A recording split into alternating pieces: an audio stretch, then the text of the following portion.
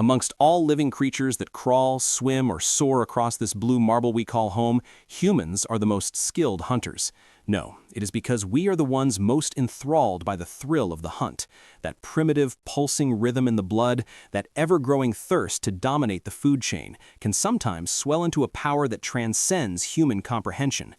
Let me take you back to a morning that pretended to be innocent. The sun was doing its best impression of a benevolent god, casting golden beams through the window of a small, messy room. The silence was shattered not by a monster, but by a voice high-pitched enough to crack glass. "Oni! Oni!" The summons of a tyrant in miniature. Hikari, our protagonist, was dragged from the warm embrace of sleep, his eyelids heavy, his brain still buffering. He groaned, peeling his face off the pillow to greet the little dictator. "Good morning," he mumbled, his voice a gravelly mess. But Sana, his little sister, was vibrating with an energy that could power a small city. The source of her excitement lay right beside her futon. It was a raincoat. Not just any raincoat, mind you, but a bright, obnoxious yellow thing shaped like a duck. It even had a beak on the hood. It was the kind of fashion statement only a child could pull off without being arrested by the fashion police. She was practically levitating with the need to show it off. Hikari, rubbing the sleep from his eyes, tried to play it cool. He scratched his head and muttered that he seemed to recall today being a special day. He started to say it was someone's birthday, but Sana, lacking the patience of a saint, cut him off.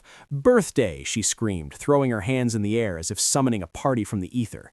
Breakfast was a chaotic affair of clinking spoons and laughter. A woman named Obasan, acting as the guardian of these two chaotic elements, hovered around them like a moth to a flame. She wasn't eating, she was documenting. Click, flash, click. She was taking pictures of Sana with the relentless intensity of a paparazzi. It was domestic bliss, the kind of scene that usually signals the writer is about to ruin everything. Sana, mouth half full, turned to Hikari and demanded they go out. She had an agenda. As they walked out the door, she grabbed Hikari's sleeve and told him that when they got back, he had to watch a video on Obasan's phone. A surprise, a secret. Keep that in mind. The universe loves leaving unfinished business. They were walking down the street, the sun still shining, when the atmosphere shifted. It wasn't a gradual change, it was immediate. The sky turned a bruised purple and rain began to fall. Not a drizzle, but a deluge, heavy and cold. Sana, seeing the water falling from the sky, didn't seek shelter. She saw an opportunity to test the duck. She squealed and bolted forward, her yellow raincoat a bright spot in the sudden gloom. Hikari, the responsible older brother, shouted for her to stop, his voice strained against the drumming of the rain. And then the world broke. From the clouds they descended, 4 of them, angels. But forget the harps and the halos of gold. These were terrifying, geometric nightmares of light and feathers, radiating a pressure that forced the air out of your lungs. Gravity seemed to forget its job. People on the street, cars, debris, and Sana began to levitate, suspended in an invisible web. Hikari fought against the anti-gravity, his fingers clawing at the wet asphalt, screaming her name. He was inches away. He reached out, his hand trembling, desperate to grab the yellow fabric of that ridiculous duck coat. The angels didn't speak, they simply judged. Beams of pure, concentrated light erupted from them. The light pierced Sana's chest, incinerating her heart in a fraction of a second. The same beam sliced through, tearing into Hikari's ear and abdomen. The pain was secondary to the horror. He watched the light fade from her eyes before the darkness took him, his consciousness sliding into a black, silent void. Let us spin the clock forward. 5 years later, we find ourselves in a high school rooftop, the classic setting for teenage angst and, apparently, divine intervention. 2 high school girls were backing away, terror etched into their faces, as angels cornered them. But these angels were about to learn that humanity had developed sharper claws. Hikari burst onto the scene, but he was no longer the helpless boy reaching for a raincoat. He held a sword wreathed in roaring crimson flames. He didn't just swing it, he danced with it. He carved through the divine beings, turning feathers to ash. As the embers faded, he introduced himself, not as a hero, but as an exterminator. He was part of the Black Umbrella Covenant. A pretentious name, perhaps, but effective. Shortly after, Hikari was in a car, watching the city blur by. In the driver's seat sat Momo-Samo, a co-worker who likely questioned his sanity daily. They were heading to a branch office of the Covenant. Hikari, bored and looking out the window, noticed something flapping in the sky. An angel. It was tracking them like a vulture. Before he could warn Momo, the roof of their car was ripped open like a sardine can. The audacity. Hikari didn't appreciate the casual greeting. He kicked upward, defying the laws of physics and seatbelts, and launched the angel out of the vehicle. The fight spilled onto the street, but the angel, realizing that a man with a flaming sword has the advantage on dry land, decided to change the venue. It dove into the nearby ocean, vanishing beneath the waves. Most people would stop there. Fire and water don't mix, right? Wrong. Hikari dove in after it. Beneath the surface, the angel smirked, or at least projected the emotion of smirking. It turned to kill the foolish human who had entered its domain. But then the water around Hikari began to bubble. It hissed. It boiled. Hikari's flames were not chemically dependent on oxygen. They were fueled by rage and magic. A sphere of superheated steam exploded around him, turning the ocean into a pressure cooker. He slashed through the water, the heat blade rendering the angel immobile, boiling its wings. Hikari grabbed the creature by its throat, the water churning around them. He asked one question. Did it know of a fifth angel, the one he saw that day? The angel could not reply, paralyzed by pain and shock. Finding no use for it, Hikari finished it off with a final surging flame attack. Now, let me drag you back into the past, to the moment Hikari woke up in the hospital because we haven't suffered enough yet. The sterile smell of antiseptic was the first thing to hit him. He opened his eyes to see Obasan sitting there, looking 10 years older than she had that morning. She told him he had a punctured ear and a hole in his abdomen. A miracle he was alive. Hikari, groggy and doped up on painkillers, looked around. He saw Sano. He smiled, a weak, broken thing, and asked how she was doing. He didn't know. He hadn't processed it. Obasan didn't speak. She just started crying, a deep, guttural sound of mourning. She stood up, trembling, and handed him her phone. She pressed play on the video Sana had been so excited about. On the small screen, a living, breathing Sana smiled at the camera. She waved. She started talking, her voice clear and sweet, telling her older brother how much she loved him, how he was her hero. It was a message of pure, unadulterated love, recorded mere hours before she was erased from existence. Tears began to roll down Hikari's face, hot and stinging. He ran. He ran out of the room, down the hallway, ignoring the nurses shouting after him. He burst out of the hospital doors and into the night. It was raining again. Of course it was. He fell to his knees in the mud, screaming. He screamed until his throat tore, and in that moment of absolute despair, the fire unlocked. Suddenly the rain stopped falling on him. A dark figure stood over him, holding a black umbrella. The figure didn't flinch at the fire. He simply looked down and told the boy he would catch a cold. It was the beginning of his new life. Back in the present, Hikari and Samo were walking toward the branch office. The memory of the hospital faded, replaced by the grit of the job.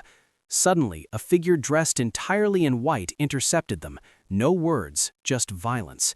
The figure moved with liquid speed, launching a flurry of strikes at Samo. Samo struggled, but Hikari stepped in, his movements sharp and practiced. They exchanged blows, a high-speed chess match of martial arts. The white figure realized that Hikari wasn't a novice. He stopped, stepping back, and peeled off his mask. It was Anatsu Hakura, Hikari's sensei, the man with the umbrella. It was a test, and Hikari was annoyed. He turned to leave, tired of the games, but Anatsu dropped a bomb. He had a lead on the fifth angel, the specific one Hikari saw the day Sana died, the one that haunted his nightmares. Hikari froze, the anger evaporated, replaced by a cold, predatory focus. Anatsu gestured toward the building. He wanted to introduce Hikari to someone. This introduction took them deep into the facility, to a containment cell. Inside was an angel, but this was a female angel. She was brutal, efficient, and terrifying. But Hikari didn't care about the violence. He cared about her head. Floating above her was a halo. But it wasn't a ring, it was shaped like a crown. The sight triggered something primal in Hikari. The memory of the fifth angel, the one in his flashbacks, had a crown-like halo. Logic went out the window. With a roar, Hikari lunged at her, his sword igniting. He intended to kill her right there. Anatsu, moving faster than thought, intercepted him, blocking the strike. He shouted that she couldn't be the one. She was killing other angels. She was a traitor to her kind. Hikari, breathing heavily, lowered his weapon, but didn't lower his guard. He walked up to her, grabbed her face, and cut the gag that was binding her mouth. He demanded to know if she knew others with a halo like hers. The angel, proving that gratitude is a foreign concept, broke free from her restraints with a burst of strength. She attacked, her movements feral. Inatsu had to step in again, blocking both of them, acting as the referee in a death match. They managed to subdue her, but the tension was thick enough to cut with a knife. The orders came down from high command. She was to be transported to headquarters. Hikari, naturally, was assigned as her escort. They boarded a transport plane, a heavy military aircraft designed to move dangerous cargo. Hikari sat across from the female angel. He couldn't help himself. He kept poking the bear, asking aggravating questions, insulting her, trying to get a reaction. The head of the escort team, a man who clearly just wanted a peaceful flight, told Hikari to shut up and leave the prisoner alone. Arguments ensued, voices were raised, and then the wall of the plane vanished. A massive blade of light sliced the transport ship in half. The wind roared in, sucking everything out. Chaos erupted. They were falling. Hikari, amidst the debris and the screaming wind, managed to grab 2 of the escort team members, pulling them into a stable fall before crashing into an urban environment below. They tumbled into an office building, crashing through windows and drywall. Dust hung in the air. The office workers were gone, but the threat wasn't. An angel, the attacker, was hunting them through the cubicles. It was a game of cat and mouse in a corporate labyrinth. The angel blasted through walls, trying to skewer them. Hikari shoved the survivors into a safe corner, telling them to stay down. He turned, facing the destruction. He was done running. Hikari, our ever-cautious and perpetually annoyed protagonist, stood frozen. His eyes were locked on a tableau that screamed disaster. There, amidst the rubble, stood the female angel. She was a vision of terrifying beauty, bathed in the kind of ethereal glow that usually suggests divine intervention, but in this line of work usually suggests imminent death. At her feet lay the boss of the escort mission, a man whose current state of existence seemed to be past tense. To Hikari, the math was simple: 1 angel, 1 dead client. A clear case of mission failure induced by a monster. He didn't hesitate. He barked orders to the trembling subordinates behind him, his voice cutting through the panic like a whip crack. He told them to stand back, to form a defensive perimeter, to prepare for a fight that they were woefully underqualified to participate in. His hand drifted to his weapon, his muscles coiling like high-tension springs. He was ready to dance the dance of violence. The female angel, however, did not recoil. She did not hiss or shriek or monologue about the superiority of her species, as was the custom of low-tier villains. She simply understood. She saw the killing intent rolling off Hikari in waves, and she shifted her stance. It was a subtle movement, a shifting of weight. She was ready to accept his challenge. The tension in the air was so thick you could have choked on it. It was the moment before the thunderclap, the split second where the heart forgets to beat. But the universe, in its infinite love for chaos, decided to interrupt. From the periphery of their vision, movement erupted. It wasn't the clumsy stumbling of humans, but the fluid, unnatural grace of monsters. A swarm of lesser angels, creatures of twisted light and distorted halos, descended upon the scene. They screeched, a sound like tearing metal, and dove not for Hikari, but for the female angel. They assumed she was the weak link, or perhaps a traitor. It was a fatal miscalculation. The violence that followed was not a battle, it was an erasure. The female angel moved with a speed that defied the laws of physics. One moment she was standing still, the next she was a blur of motion, a whirlwind of devastation. There was no struggle, there was only the sound of wet impacts and the dissolving of spiritual bodies. In the span of a few heartbeats, the ambushers were gone, wiped from existence as if they were nothing more than dust on a windowsill. Hikari blinked. He had been ready to fight a war, and she had just swatted a fly. She turned back to him, her expression unreadable, ready to resume their interrupted duel. The misunderstanding was about to turn fatal. Then a sound broke the silence, a wet, hacking cough. The corpse at her feet twitched. The boss, the man Hikari had written off as a casualty of war, groaned and tried to push himself up from the blood-slicked concrete. He was battered, bruised, and looked like he had gone 10 rounds with a cement mixer, but he was alive. Hikari felt the gears in his head grind to a halt. The realization hit him with the force of a physical blow. She hadn't killed the boss. She had been standing guard. She was the reason the man was still breathing. The adrenaline that had been pumping through Hikari's veins turned into a sour mixture of confusion and embarrassment. He looked at the angel, then at the groaning boss, then back at the angel. He asked the question that was screaming in his mind. He asked why she hadn't said anything. She didn't answer. She simply looked at him, her silence a heavy weight. Perhaps she didn't know the language. Perhaps she thought his assumption was too stupid to dignify with a response. But before the conversation could evolve into something even more uncomfortable, the sound of heavy engines roared in the distance. The cavalry had arrived. A backup escort team, fully geared and looking very serious, swarmed the area. Time, as it is wont to do, skipped forward. We find ourselves transported from the grime of the battlefield to the sterile, imposing exterior of the headquarters. The backup escort had done their job, ferrying the survivors back to safety. The building loomed over them, a monolith of glass and steel that seemed to judge everyone who walked through its doors. At the entrance, the atmosphere shifted again. It was raining, of course. It is always raining in these stories when something dramatic is about to happen. From the shadows of the entrance, a figure emerged. He was draped in darkness, holding a black umbrella against the gray sky. If there was a textbook for a mysterious and dangerous henchman, this guy had written the foreword.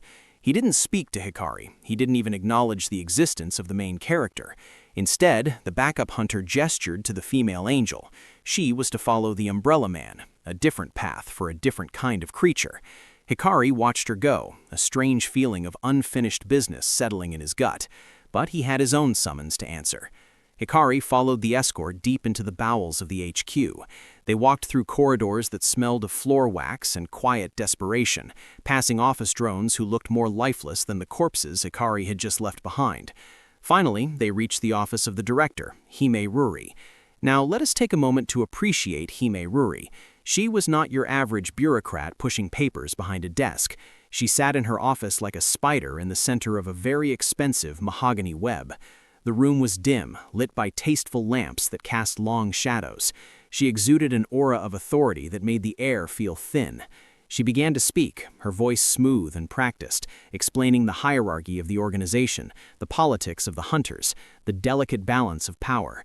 Hikari, being Hikari, was having none of it. He was a man of action, a man who solved problems by hitting them until they stopped being problems. He interrupted her, his tone flat and disinterested. He told her, in no uncertain terms, that he had zero interest in politics. He didn't care about who sat in which chair or who signed the checks. He turned to leave, his hand already reaching for the door handle. He was done. He was walking out. But Hime Ruri did not panic. She did not shout. She simply spoke a few words that froze Hikari in his tracks. She mentioned the fifth angel. Hikari stopped. The door handle felt cold under his hand. He turned back slowly. She wasn't finished. She told him that she knew about the fifth angel, the one that only Hikari had seen, the one that haunted his nightmares. And then she dropped the real bombshell. She asked him, with a casualness that was terrifying, if he had ever heard of Kuno's Book of Revelation. The name hung in the air like a curse. Hikari walked back to the desk, his disinterest replaced by a razor-sharp focus. He asked her what she meant. He asked her what kind of game she was playing. Ruri leaned back in her chair, a small, triumphant smile playing on her lips. She began to spin a tale that sounded like madness. She told him that the Book of Revelation was not just a myth, it was a manual. It contained the secrets of the cosmos. It detailed how angels were born, how they lived, and most importantly, how they died. She spoke of a coming calamity, a disaster that would wipe humanity from the face of the earth, and she claimed that if they played their cards right, if they used the knowledge in the book, they could prevent it. Hikari scoffed. He was a cynic by trade.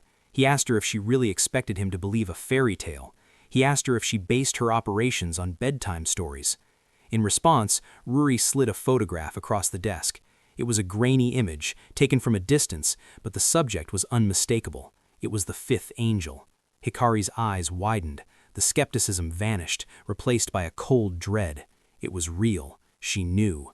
He slammed his hands on the desk, leaning into her personal space. He demanded access. He threatened her, his voice low and dangerous. He wanted the book, and he wanted it now. But Ruri didn't flinch. She explained the catch. There was always a catch. She told him that the tome was restricted. It wasn't just a matter of clearance levels or passwords. It was a matter of magic. There was a curse placed upon those who read it, a restriction. If she were to utter a single word of the book's actual content to him, the consequences would be messy. She used the word poof to describe what would happen to her head. It was a cute word for a gruesome reality. She couldn't tell him what was in the book, but she offered him a deal.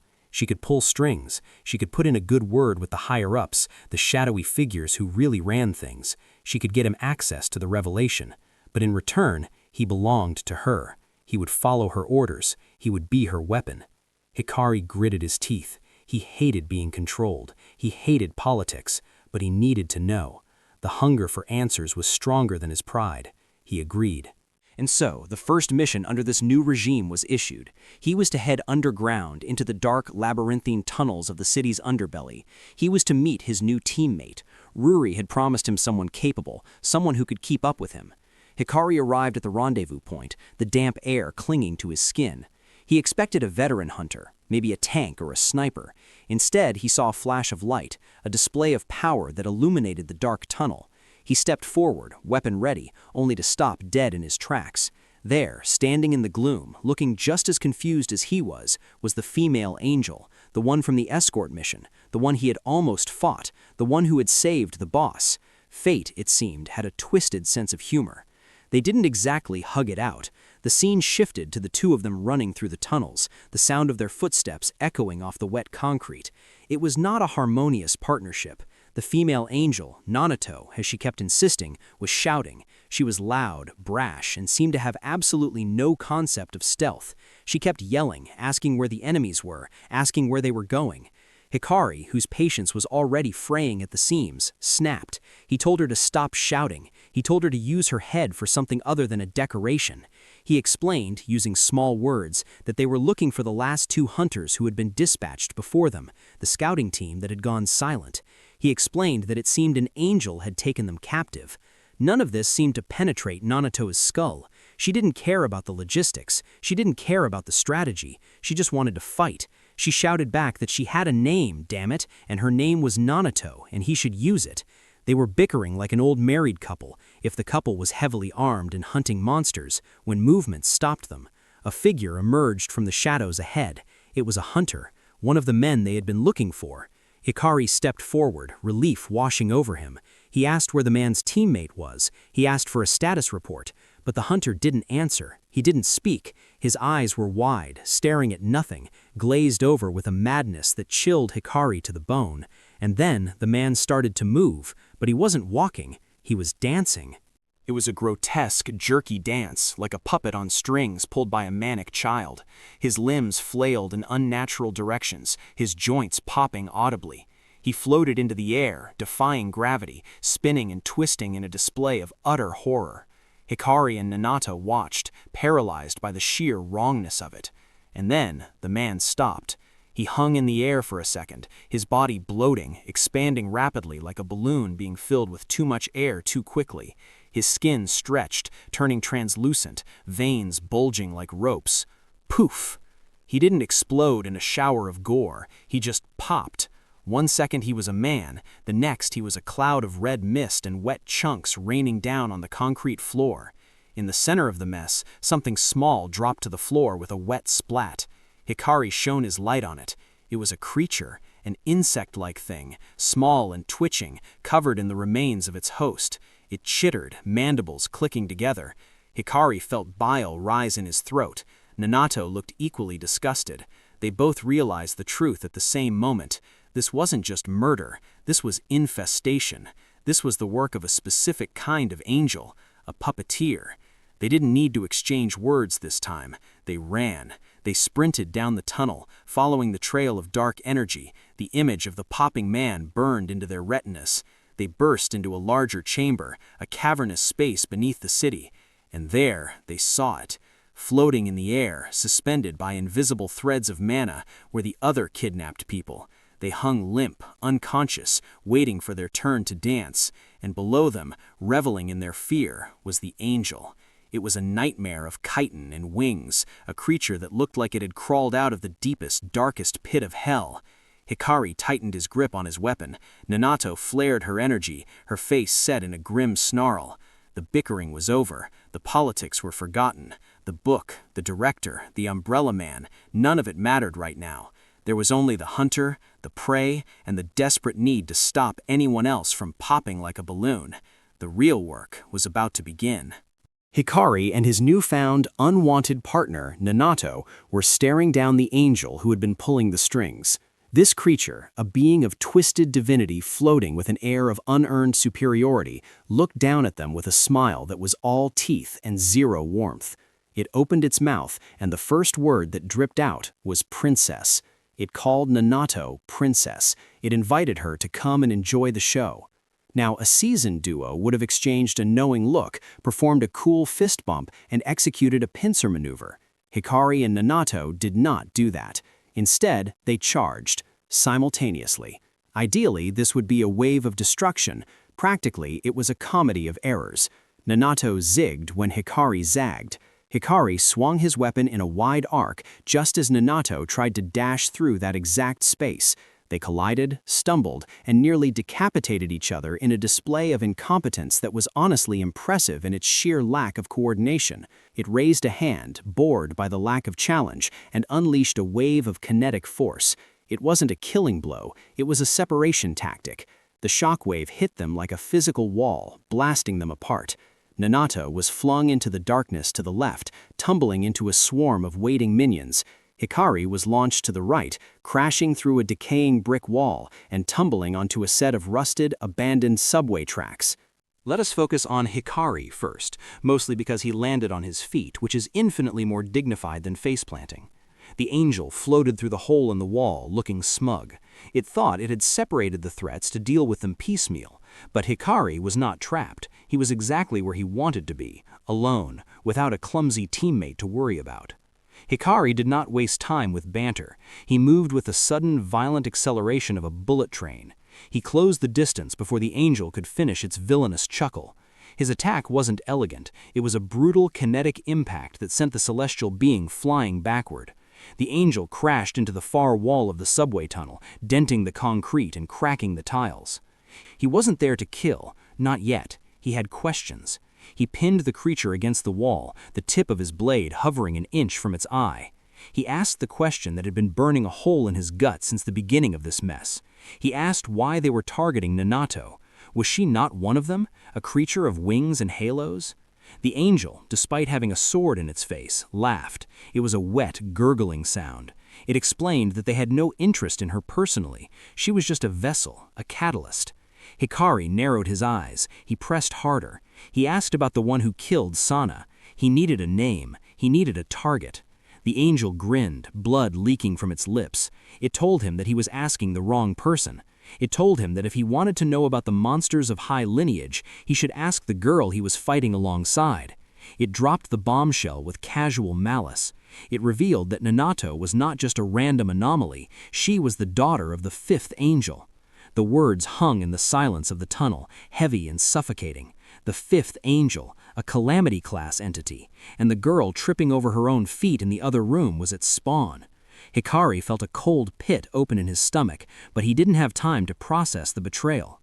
Meanwhile, back in the main chamber, Nanato was having a significantly worse time. She was surrounded. The minions, human hunters who had been twisted and broken by the angel's influence, swarmed her. They were not trying to kill her. That would have been too merciful. They pinned her down, grabbing her limbs with strength that shouldn't have been possible for human frames. Nanato struggled, her wings fluttering uselessly against the stone floor, panic rising in her throat like bile. One of the minions stepped forward. In its hand, it held a writhing, chittering insect. She tried to scream, but the sound was choked off as they forced the creature into her mouth. It scrambled down her throat, scratching and biting, a violation so deep and visceral it made her skin crawl. Hikari returned to the chamber just in time to see the aftermath. He saw Nanato on her knees, coughing, clutching her throat. The angel, having pulled itself from the rubble, floated above her, looking like a proud parent watching a child take their first steps into hell. Hikari demanded to know the objective. What was the point of feeding her a parasite? The angel explained, its voice echoing off the cavernous walls. It wanted to see Nanato's powers bloom. It explained that angels of her lineage required a specific fertilizer to unlock their true potential. That fertilizer was trauma, pure, unadulterated emotional devastation. The insect wasn't just a bug, it was a chemical weapon designed to hijack her brain chemistry. As the angel spoke, Nanato's eyes glazed over. The reality of the damp cave melted away. In her mind, she was no longer surrounded by enemies. She was back in the warm, golden memories of her past. But the parasite twisted them. It took the faces of the people she loved, the people who had raised her, and it slaughtered them. She saw her mother dying. She saw her friends burning. She saw every kindness she had ever known being ripped apart by invisible claws. The grief hit her like a physical blow.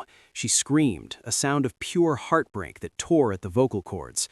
But as the grief deepened, it curdled, it hardened, it turned into something hot and volatile, rage. Blue sparks began to dance across her skin. The air around her began to hum with static electricity. Her hair floated up, charged with raw power. She was unlocking her heritage. She was becoming the storm. The angel clapped its hands delightedly. It was working, but it wasn't enough. It needed more anger. It needed a complete psychotic break. It looked at the other captive humans, the hunters who were still suspended in the air, infested with their own parasites. It decided to provide the fireworks. It began to channel mana into them, triggering the expansion process. It was going to pop them. It was going to turn innocent people into gore confetti right in front of her eyes to break her mind completely. The humans began to swell, their skins stretched, turning red and shiny. Their screams were muffled by the pressure building in their chests. It was a grotesque biological countdown. Hikari saw the madness unfolding. He saw the humans expanding. He saw Nanato drowning in her own power. He needed a solution, and he needed it 5 seconds ago. He looked at the electricity arcing off Nanato. He looked at the bugs inside the humans. A crazy, desperate idea formed in his mind. He shouted at her. He didn't use soft words. He didn't try to comfort her. He barked a command, cutting through her hallucinations. He told her to use the electricity. He told her to fry the bugs, not the humans, just the parasites. Nanato blinked, her eyes glowing with blinding blue light. She looked at him, confusion warring with the rage. Hikari didn't wait to see if she understood. He moved. He targeted the source of the problem. He launched himself at the angel, his blade moving faster than sound. The angel tried to block, but it was too slow. With a wet, sickening crunch, Hikari severed its arm. The distraction worked. Nanato snapped out of her trance. She saw the humans on the verge of exploding. She didn't think, she just acted. She reached out, and bolts of precision lightning erupted from her fingertips. It wasn't a wild storm, it was surgical. The electricity arced through the air, striking the chest of every suspended human. It didn't burn them, it passed through their skin and found the foreign biological mass of the parasites. The swelling stopped. The humans slumped in their bonds, unconscious but alive. The parasites were toast. Hikari landed in front of the one-armed angel. The creature looked at its severed stump, then at the saved humans, and realized it had lost. It opened its mouth to speak, perhaps to curse them, perhaps to beg. Hikari didn't care. He plunged his sword directly into the center of the angel's forehead. He didn't stop there. He channeled his own mana through the blade. Fire, intense, purifying fire. The angel's body lit up from the inside, glowing like a jack-o'-lantern in hell. Flames erupted from its eyes and mouth. Silence fell over the chamber. The only sound was the crackle of residual static. Nanato stood there, her hands still sparking. She looked at the humans. They were breathing. She looked at her hands. She hadn't killed them. She had saved them. Tears welled up in her eyes, not tears of grief this time, but tears of overwhelming relief. She collapsed to her knees, sobbing happily, the monster within her tamed by the act of salvation.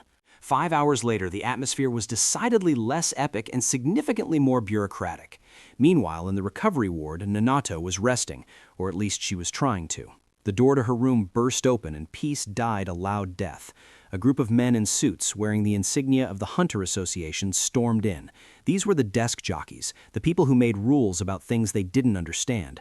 They pointed fingers, they shouted, they called her a monster, they claimed she had no place in the association. They had seen the reports of her power, the dark energy, the wings. They were afraid, and fear always looks a lot like hatred when it wears a suit.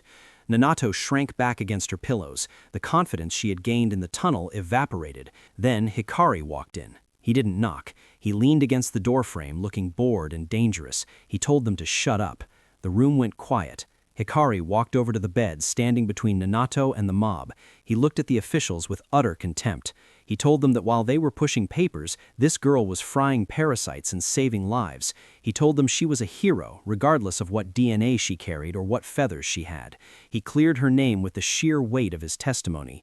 The officials, realizing that arguing with Hikari was a good way to end up in the infirmary, grumbled and shuffled out. Minato sat there, stunned. Her face turned a bright, beet red. She wasn't used to being defended. She wasn't used to whatever this feeling was. Embarrassment took over. She grabbed a pillow and threw it at Hikari. She shouted at him to get out. She thanked him, but she also told him to leave because she couldn't handle the emotional vulnerability. Hikari, dodging the pillow with practiced ease, sighed and walked out into the hallway. He closed the door, leaving her to her embarrassment. He walked down the sterile white corridor, the silence returning.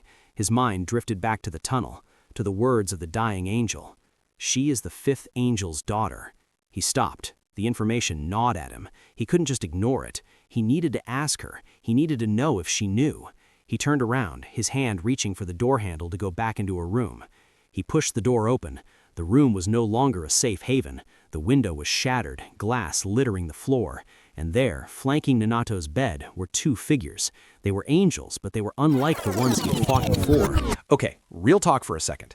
You've survived the recap this far, which means two things. One, you have impeccable taste, and two, you're clearly locked into the hype. So why am I telling you this? Because if you're enjoying this deep dive into the chaos, clicking subscribe is the single fastest way to make sure you never miss the next one. No algorithms, no luck, just pure, unadulterated manga hype delivered straight to your feed. Do it now, then let's get right back into the insanity. Their armor was ornate, their wings vast and terrifying. They radiated a power that made the previous boss look like a disgruntled toddler. They had Nanato. One of them had a hand on her shoulder, a gesture that looked possessive and threatening. Nanato looked at Hikari, her eyes wide with terror. She couldn't move. She was paralyzed by their presence. Hikari gripped the hilt of his weapon, but he knew, deep down in his hunter's instincts, that the game had just changed. The tutorial was over. The real nightmare had just walked through the window. In the sterile, suffocating confines of the director's office, the air was thick enough to choke on. It wasn't the ventilation, it was the sheer, unadulterated tension radiating from Inatsu. He stood there, a man whose patience had long since evaporated. The topic, as always, was Hikari. She spoke of Hikari as if he were a finished product, a weapon ready for the assembly line. She claimed he was no longer a child, that the coddling had to stop, that the bird had to leave the nest to learn how to fly. Inatsu, however, was not buying what she was selling. To him, it didn't matter if Hikari could slay a dragon or lift a truck with his pinky finger. In the eyes of a master, the student is always the fool who needs guidance, the reckless idiot who forgets to guard his left side. He told her, with a voice low and vibrating with conviction, that Hikari's safety was his top priority. It was a declaration of war against the bureaucracy. He didn't care about protocols, missions, or the greater good. But while Inatsu was fighting a war of words, Hikari was busy realizing that the universe has a very cruel sense of humor. He was standing before two angels. Now, when I say angels, don't imagine harps and halos and benevolent smiles. Imagine beings of terrifying geometric perfection. Hikari, bless his arrogant little heart, did what he always does. He reached for his sword. He probably had a cool one-liner queued up in his head, something snappy and heroic. He never got to say it. The moment his fingers brushed the hilt of his weapon, reality seemed to glitch. One of the angels moved. A force like a freight train made of pure kinetic energy slammed into Hikari's chest. There was no time to dodge, no time to block, no time to even regret his life choices. He smashed through the reinforced walls of the building as if they were made of wet tissue paper. Debris, dust, and shattered glass followed him like a comet's tail as he sailed out into the open air, crashing brutally onto the unforgiving pavement outside. The impact should have turned his bones to jelly, but hunters are made of sterner stuff. He groaned, the taste of copper filling his mouth, trying to reorient his spinning world. But the angels were not done. They didn't just walk, they floated, descending with the terrifying grace of predators who know the prey has nowhere to go. Then came the cold. The second angel, a creature radiating an aura of absolute zero, raised a hand. Moisture in the air crystallized instantly. Ice, harder than steel and colder than the void between stars, erupted from the ground. It crucified him. The ice formed a bind, locking his limbs in a spread-eagle cross formation. The ice angel drifted closer, a smirk playing on lips that had never known warmth. It looked at Hikari's struggling form with scientific curiosity. It decided that Hikari had too many hands. With a casual flick of its wrist, a blade of condensed ice materialized. It swung. There was a sickening sound, a wet thud that echoed in the silent street. Hikari's hand, the one he used to hold his sword, the one he used to carve his path through the world, fell to the concrete. The pain must have been blinding, a white-hot poker jammed into his nervous system. Yet, and this is where you have to admire the sheer stubbornness of the boy, Hikari didn't beg, he didn't scream for mercy. He looked at the angel, his face pale, sweat mixing with the blood on his cheek, and he swallowed the scream. His mind was fracturing, but he locked onto one thought: Nanato. Release her, he wheezed, his voice ragged. He called her his friend. He threatened them, promising a slaughter that he was in no position to deliver. It was pathetic. It was noble. It was the last defiant gasp of a dying ember. The Ice Angel found this hilarious. It didn't even dignify the threat with words. It simply formed another sword of ice, this one long, serrated, and cruel. It stepped forward and drove the blade through Hikari's chest. The sound of tearing flesh and crunching bone was the period at the end of the sentence. Hikari gasped, his eyes widening, and then the light behind them simply went out. His head slumped forward. The hero, the protagonist, the student Natsu worried so much about, was dead, just like that. The silence that followed was heavy, broken only by the dripping of blood. The Ice Angel stood over the corpse, looking at its handiwork with a sneer. It turned its gaze to Nanato, who had been forced to watch this entire dismantling of her friend. The angel began to mock the fallen boy, its voice dripping with venom. It laughed at his bravado, laughed at his weakness. It told Nanato that she would shed tears for this piece of meat, that her despair was the only legacy Hikari would leave behind. Something inside Nanato snapped. It wasn't a clean break, it was a shattering of the dam that held back her potential. Grief, raw and agonizing, catalyzed with rage. She screamed, a sound that tore at the throat, and power exploded outward. This was her awakening. She threw herself at the angels, a whirlwind of newfound power. But reality is often disappointing. She was a newborn fighting ancient gods. They parried her clumsy, rage-fueled strikes with bored efficiency. Within moments, the awakening was over. Nanato lay on the floor, bruised and broken, watching as the Ice Angel prepared to disintegrate Hikari's corpse into dust and ash. And then, the atmosphere shifted. It wasn't a sound, it was a pressure. A weight descended upon the area, heavy enough to crush lungs. The birds stopped singing, the wind stopped blowing. Every instinct in the bodies of those present screamed that a predator had entered the arena. The angels froze, the hair on the back of their necks standing up. They turned, and there he was, Inatsu. He wasn't shouting, he wasn't running, he was simply walking towards them, but every step felt like the tick of a doomsday clock. His face was a mask of absolute, unholy fury. It was the kind of anger that doesn't need to scream because it is too busy planning a murder. He had seen the body of his student. He saw the blood, he saw the ice, and the world around him began to darken in response to his mood. He didn't start with an attack. He started with a question, his voice deceptively calm, like the eye of a hurricane. He asked them how they knew. How did they know the headquarters was a ghost town? How did they know exactly when to strike? The logic was ticking in his brain even through the red haze of rage. He wanted to know the name of the rat. He wanted to know who was feeding them information from the inside. The angels, arrogant to the last, didn't answer quickly enough. So, Inatsu moved. If Hikari's fight was a tragedy, Natsu's fight was a massacre. He didn't use flashy moves, he didn't waste energy, he simply dismantled them. He mopped the floor with their divine bodies. He was a maestro of violence, and they were his instruments. He broke their defenses with contemptuous ease. The difference between a student and a master became painfully clear. Hikari had potential, and Natsu had mastery. He tossed them around like rag dolls, his strikes heavy with the weight of his grief. The angels, realizing that they had kicked a hornet's nest the size of a mountain, panicked. The arrogance vanished, replaced by the primal urge to survive. They couldn't win, they knew it.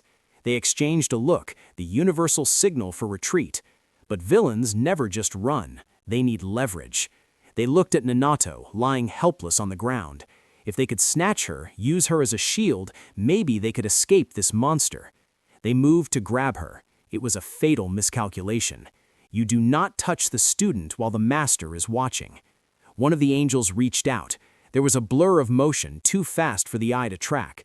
A sound like a melon being smashed with a sledgehammer echoed. The angel who reached for Nanato stopped moving. The body stood there for a second, confused by the sudden lack of instructions from the brain, before collapsing into a heap. But the universe wasn't done escalating the situation. Suddenly, the temperature spiked. The ice that littered the battlefield didn't just melt, it evaporated into steam. The air shimmered with heat waves. Everyone, Inatsu included, turned to look at the source. Hikari. The corpse was moving, but it wasn't the zombie shuffle of the undead, it was an eruption. Flames, brilliant and searing, burst from his body. They didn't burn him, they became him. The fire coalesced, shaping itself into magnificent, terrifying wings that spanned the width of the street. A crown of pure flame manifested above his head, flickering with regality. The blood-wined hunter had tasted death and spat it back out. He floated forward, the ground scorching beneath his feet. The Ice Angel scrambled back in genuine terror, throwing everything it had, but the attacks sizzled and vanished before they even touched Hikari's aura. He closed the distance, grabbed the angel with a hand of flame, and burned her arms off. The smell of ozone and cooked meat filled the air. He held her by the throat, preparing to incinerate her completely. Inatsu shouted his name, begging him to stop. Hikari paused, dropping the charred angel, but the rage demanded fuel. He turned his molten gold eyes toward his sensei. With a roar like a jet engine, Hikari charged at Inatsu, swinging his blade of fire and obliterating everything in sight. It was chaos, absolute, unmitigated chaos. Inatsu was forced on the defensive against his own student, dodging strikes that would have vaporized him. Then, a voice, small and trembling, rose above the din. "Nanato!" She dragged herself up. She didn't have weapons. She didn't have strength. She had words. She started talking to him. She spoke of who he was, of what they were. It's the oldest trope in the book, the call to the heart, but damn it, it works for a reason. She talked sense into the inferno. Hikari froze mid-swing. The flames flickered. The golden eyes blinked, recognition slowly, painfully seeping back in. The crown of fire dimmed, the wings dispersed into embers. He lowered his weapon. He looked at Inatsu, confusion replacing the bloodlust. He looked at Nanato. The adrenaline crash was instantaneous. The fire vanished, leaving behind a boy who looked very small and very tired. His eyes rolled back into his head, and he collapsed, unconscious before he hit the ground. Inatsu caught him, the terrified relief washing over him. But in the confusion, in the smoke and the fire and the emotional turmoil, no one was watching the floor. The Ice Angel, armless, burnt, and broken, had used the chaos to slither away. By the time the dust settled, she was gone, escaping into the shadows. The battle was over, but the war had just gotten a hell of a lot more complicated. In a place of sterile, humming dread, a hospital room, the air smelled of antiseptic bleach and the faint coppery ghost of blood that no amount of cleaning can ever truly erase. Here lay Hikari, a vessel recently emptied by death and then refilled.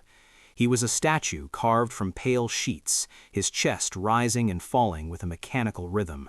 Beside him, a vigil of two Nanatsus sat on a squeaking chair, a tiny metronome of anxiety. His sensei, a mountain of a man, watched with quiet grit. The fluorescent lights buzzed like trapped insects. The sensei broke the silence, his voice a low rumble. Nanatsu's gaze was fixed on Hikari's face. He fought a god with a broken body and a rage I have never seen. He should not be here. He should be a story, a cautionary tale. Tell me, child of a fallen heaven, what do you make of a mortal who spits in the eye of oblivion and lives? It was a gentle probe, but it landed on a fault line. A silence followed, thick and heavy, punctuated only by the steady beep, beep, beep of the heart monitor. "He is a fool," Nanatsu whispered, her voice aching with weariness. "A beautiful, reckless fool. Then the words began to spill out in a slow, cold trickle. My very existence is an opening act to an ending. I was not born from love. I was manufactured, a calculated sin. She told them then, the fifth angel's grotesque breeding program across countless women, a search for a perfect vessel for its resurrection, a production line of corpses. Every potential sibling died in the womb, a graveyard of almosts, except for me. Her eyes held the void of deep space. I survived. So when I was old enough to understand fear, the nurturing began. Their curriculum was torment. Day after day, in dark rooms that smelled of ozone and my own terror, they tried to break the lock on the power inside me, to force the awakening. She described the textures of that despair, the cold metal of restraints, the acrid scent of angelic power used as a cattle prod, the taste of blood from a bitten lip. I couldn't do it. The power they wanted, it was a screaming, hateful thing behind a door I refused to open. I knew that if I let it out, I would cease to be. Then one day a miracle born of negligence, a guard distracted, a lock not fully engaged, a sliver of light. I ran. I did not think, I just ran. My heart pounded against my ribs. I ran until my legs gave out in a muddy alley that smelled of garbage and damp earth, and I was found. Here her flat tone wavered, infused with a devastating warmth. Humans, a simple couple. They took in a dirty, trembling child. They gave me soup, a bed, a name that wasn't a number. They taught me about bedtime stories and morning sunlight and laughter. They loved me. For a few fleeting years, I was not a tool or a vessel. I was their daughter. The heart monitor's beeping seemed to grow louder. Nanasu's shoulders slumped under a heavier weight. They found me. Of course they did. The two angels came in the night, quietly, efficiently. My human father died at the door. My mother died shielding me with her body, her final breath a whisper for me to run again. A single tear traced her cheek. Her eyes drifted back to Hikari. And then he came, this reckless boy who looked at the monsters that broke my world and said, "I will kill them for you." So you ask what I make of him. I make of him my only hope, and my greatest fear. As if summoned, a flutter disturbed Hikari's eyelids. He groaned, swimming up from a profound depth. His eyes opened, finding Nanasu's. His voice was a dry rustle. He began to speak of the place between heartbeats, a vast, silent gray, and in that gray a presence, a snake, older than mountains. It didn't speak with words, it just showed me. Its skin was old, cracked, a prison, letting the old dead thing fall away so the new raw self beneath could breathe. He flexed his hand. It told me to shed my skin, to become anew. I think the Hikari who was only rage and revenge, that skin had to die. The sensei's eyes were sharp, an evolution, a metamorphosis. This power we wield, it was never ours, was it? We are but tenants, caretakers for legacies of a war that ended eons ago. Before this could settle, the door hissed open. A covenant messenger delivered a missive. Hikari and Nanasu were to be deployed, immediately. The sensei helped Hikari to his feet. The young hunter swayed, but a new light, colder, clearer, burned in his eyes. Not even the hands within our own walls. The warning echoed as they arrived at the rally point. The atmosphere was a tense, forced alliance. Their new teammates stood waiting. Doma Raguna was a spectacle of arrogant vitality, loud as a thunderclap. Beside him, Nikota Kenzaki was his opposite, a study in silent, coiled precision, a quiet blade waiting to be drawn. Raguna's gaze locked onto Hikari Nazuna, the lone wolf who got his pack killed. And now you're on my team? This is a punishment detail. Hikari met his glare. He let the insult hang. When he spoke, his voice was level. You are not wrong. I was blind. Blinded by revenge, by rage. It made me a weapon with no hilt. That hunter died in the plaza. I am what remains. I cannot change the past. It was a statement of fact, cold and clean. Raguna, primed for a fight, deflated slightly. He scoffed. Pretty words. We'll see if you fight as pretty when the ice starts flying. Meanwhile, in a polished office, Inatsu stood before the Covenant's higher-ups. "The traitors nesting within our walls," he stated. "Their pattern is one of cultivation. They are not hiding, they are gardening. I require access to the Tartarus files, the originals." The journey to the northern wastes was silent and frigid. They stood before a cave system that yawned open like a frozen scream. Nanasas's breath hitched. This is the place. The cold, the despair. This is where I was made. They crossed the threshold. Outside was mere winter. Inside was the absolute zero of a grave. The cold stabbed through to the marrow. The darkness was thick, oppressive. The only sounds were the crunch of boots, the drip of freezing water, and their own ragged breathing. Then, without fanfare, the darkness was banished. A blinding blue-white radiance erupted from 1,000 ice formations. They shielded their eyes. The grand horror revealed itself. A colossal cavern filled with an army, row upon row of silent, crystalline figures, each a replica of the being on a central dais, the Ice Angel. She was beauty rendered in lethal ice, her wings of razor-sharp glaciers. She raised a hand. With a sound like a continent cracking, her army moved, a tide of frozen death. Finally, Raguna bellowed, ecstatic. He surged forward. Water vapor coalesced, hardening into a massive, glimmering battle axe of pure, pressurized liquid. He hit the front line like a tsunami. The axe was a blur. He unmade the clones, shattering them into glittering powder. 15, he roared. "Let's go, slowpokes, or are you here to watch the master work?" The rest of the team exploded into motion. Kenzaki's hands flickered.